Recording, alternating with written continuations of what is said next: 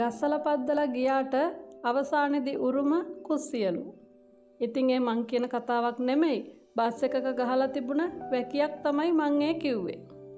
මම නම් ඉතින් කවදාකවත් උරුමය කර්මයක් කරගත්ත ගෑණියක් නෙමෙයි.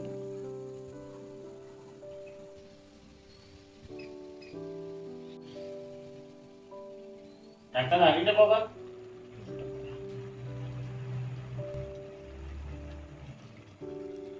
එන්නකො එහෙනම් මේ පැත්තට. අද අපේ ගෙදර මොකද වෙන්නේ කියලා බලන්න.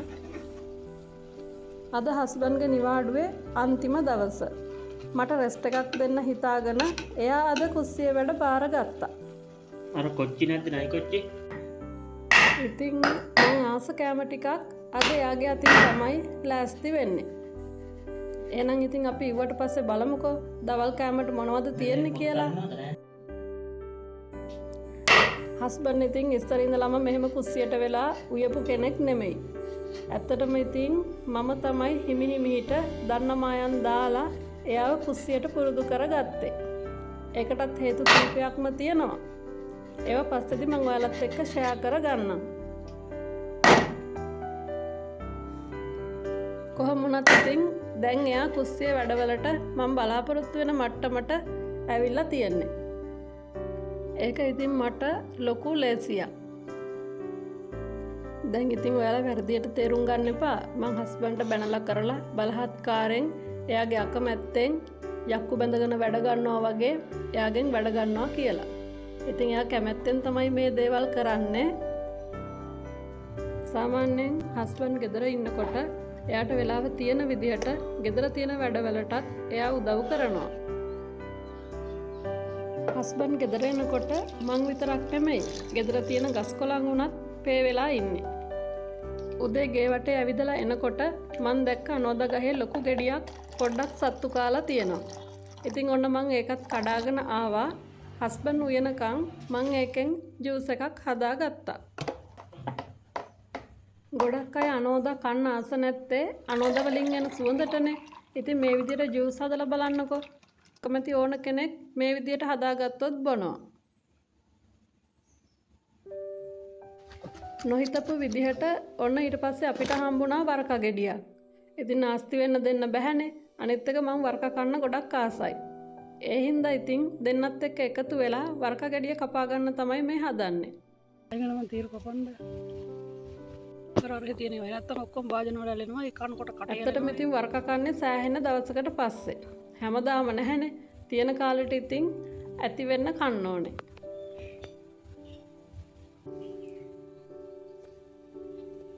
ගොමුන් පිහින්න. වැස්ස කාලෙට හැදෙන කිසිම පළතුරක ලොකු රසක් නැහැනේ. නමුත් ඉතින් මේ වරක ගෙඩිය නම් හොඳ පැණි රසට තිබ්බා.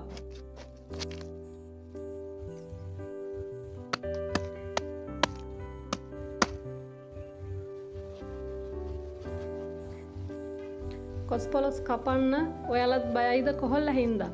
ඉතින් පොල් තෙල් ටිකක් හරි බූම් තෙල් ටිකක් හරි ගාලා අතුල්ලපුවාම නිකම්ම මේ කොහොල්ලා යවා ගන්න පුළුවන්. ඒකත් අද කවුරු හරි පින්වන්තෙක් ආවොත් දෙනවා ඉක්මනින්ම. පින්වන්තයෙක් කවුරුත් එන්න එපා. හස්බන්ඩ් දන්නවා මං වරක කන්න ආසයි කියලා. ඒකයි ඒ පින්වන්තයෝ වෙනකම් බලන් ඉන්නේ. ගෙඩියක් මේ කරන්.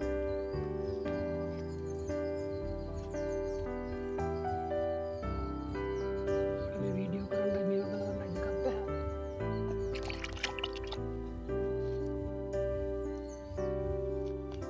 වරකවල තියෙන සුවඳට කඩි කූඹි ඔක්කොම මෙතෙන්ට එකතු වෙනවා.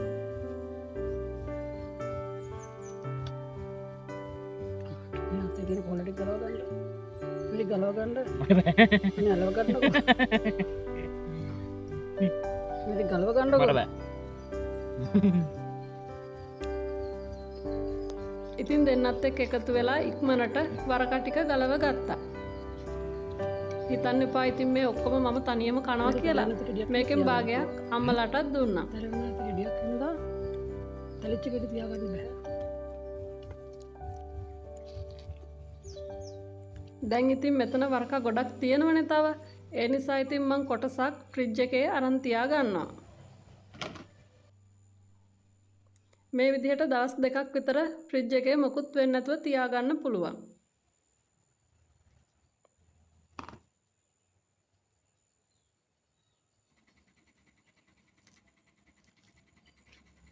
වරකවලට තියෙන ආසාව නැති වෙනකම්ම කන්න තරම් වරක මෙතන තියෙනවා.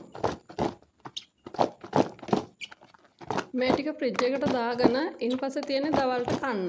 ඉතින් මම ඔයාලට කියන්නම්කෝ දැන් මොනවද දවල් කෑමට තියෙන්නේ කියලා.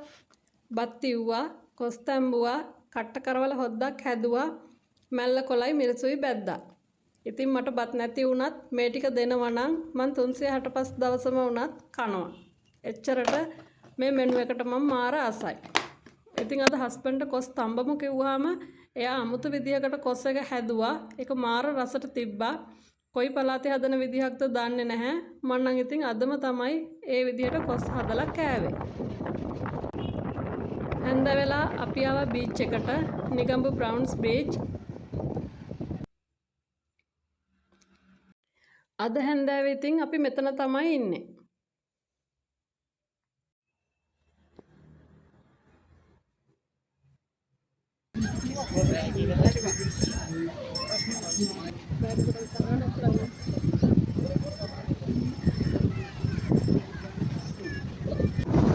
අපි අරහෙට යන්කෝ.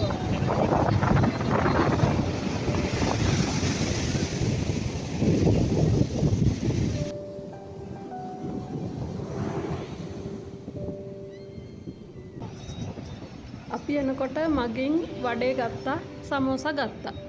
ඉතින් මුද දිහා බලාගෙන ඉන්න ගමන් කන්නත් මොන හරි තියෙන්න ඕනනේ.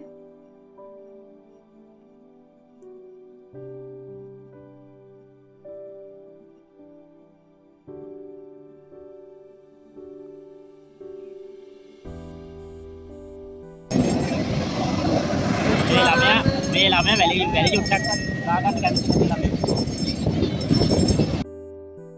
කොච්චර ආවත් එපා වෙන්නේ නැති, කොච්චර බැලුවත් එපා වෙන්නේ නැති තැනක් තමයි මහ මුහුද කියන්නේ.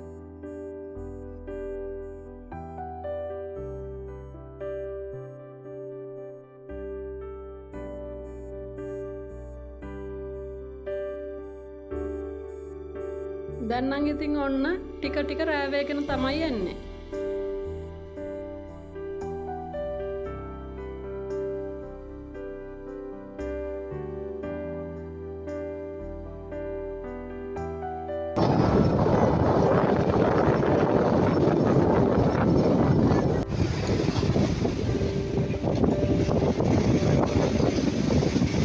එනකොට දුක්ඛ දෝමනස්යන් තියෙනවනම් ඒ ඔක්කොම මුහුදට විසි කරලා පාසටහන් විතරක් ඉතුරු කරලා ජෙන්ටල්මන් කෙනෙක් වගේ මෙතනින් පිට වෙන්න. ඔයාලට සැනසීම දුන්න මුහුදට කරන්න පුළුවන් එකම යුතුයකම ඒක විතරයි. දැන් රෑ වෙලා හින්දා ඉතින් අපිත් ආපහු ගෙදර එන්න පිටත් වුණා.